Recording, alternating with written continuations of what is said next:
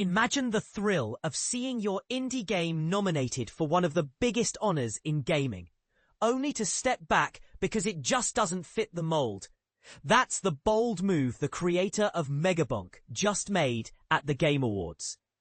If you're passionate about indie games or curious about how awards categories work, this story dives right into the heart of what makes the industry so fascinating and sometimes frustrating. Vedinad, the talented mind behind Megabonk, has decided to pull his creation out of contention for Best Debut Indie Game at the Game Awards, even after it earned a spot on the shortlist. In a candid update shared on the game's official Twitter/X account, check it out here, https://megabonk.game/status/19985646150616003, he explained his reasoning today. I'm stepping away from the Game Awards nomination. Being recognized for Megabonk in the TGA is truly an incredible honor and something I've dreamed about. But sadly, I don't believe it belongs in the Best Debut Indie Game category. I've developed other games before, just under different studio banners, so Megabonk isn't technically my very first project. I'm genuinely grateful for the nomination, all the support and the votes coming in, but it doesn't sit right with me to compete here. Please direct your votes to one of the other fantastic debut titles. They're all stellar games worth celebrating. Thank you once more, and stay tuned for an exciting new update for Megabonk coming your way soon. Right now, it's anyone's guess if this self-withdrawal will lead the Game Awards organizers to officially remove Megabonk from the Best Debut Indie lineup, or the overall voting process. When I put this together, the game was still showing up in the category alongside strong contenders like Blueprints, Clair Obscur, Expedition 33, Des Below, and Dispatch. And this is the part most people miss. These decisions aren't always straightforward, and they can ripple through the entire awards show. Let's break down what Best Debut Indie really means, especially if you're new to the gaming awards scene. This category honors the best first game from a fresh independent studio. But here's where it gets controversial. What exactly qualifies as a new or independent studio? It's a bit like the famous ship of Theseus puzzle in philosophy. Think of a ship where every plank is replaced over time. Is it still the same ship? Game development teams evolve constantly. Core members might stick around, bring in new talent, or rebrand entirely. Take Dispatch, for example. It's from Ad Hoc Studio, marking their first original title as a group.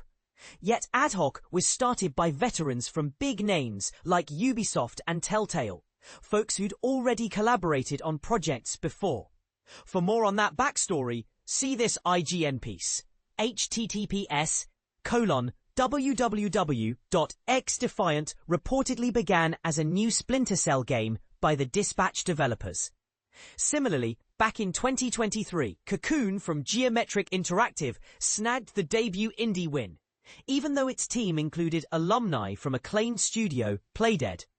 On the flip side, if we get too strict about first games, hardly any polished title would qualify, since most developers' initial efforts are modest prototypes, school assignments, or experimental jams that never see the light of a major awards stage.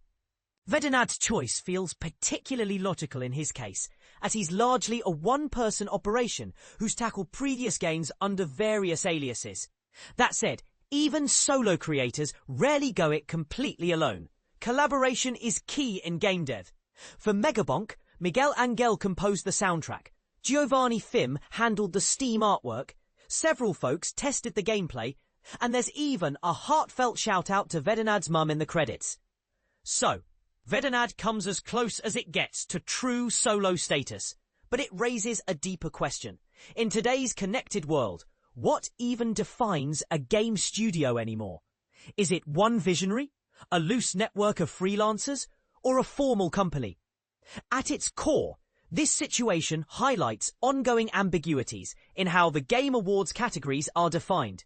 And trust me, it's not a one-off issue. Remember 2023, when Dave the Diver, developed by a Nexon subsidiary, Nexon being a massive Korean publisher, got nominated for Best Indie.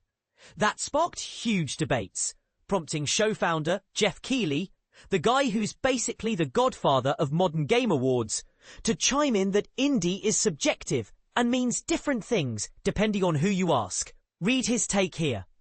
https://www.videogameschronicle.com/news/Keighley weighs in on debate over Dave the Diver qualifying for Best Indie Game.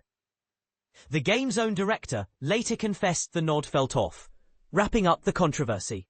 Details at https://www.eurogamer.net. Dave the Diver director finally ends indie debate after controversial The Game Awards 2023 nomination.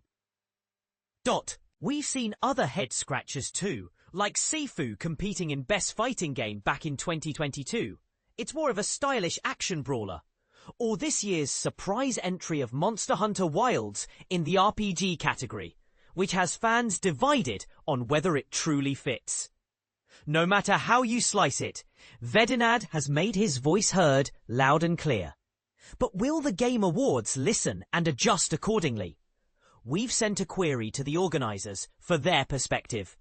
In the meantime, you can explore all the 2025 nominees in detail, starting with this roundup. https://www.ign.com/Claire Obscure Expedition 33. And if you're intrigued by Megabonk itself, our quick impressions are here. https://www.ign.com/Megabonk Quick Review. What do you think? Should categories like Best Debut Indie be tightened up with stricter rules, or is the flexibility what keeps things exciting? Does Megabonk deserve to stay in the race despite the developer's wishes, or is honouring the creator's intent more important? I'd love to hear your takes in the comments below. Let's spark some lively discussion on what indie really means in 2025. Rebecca Valentine is a senior reporter for IGN. Follow her on Blue Sky at @duckvalentine.bsky.social. Have a hot tip? Drop it to rvalentine@ign.com. In this article,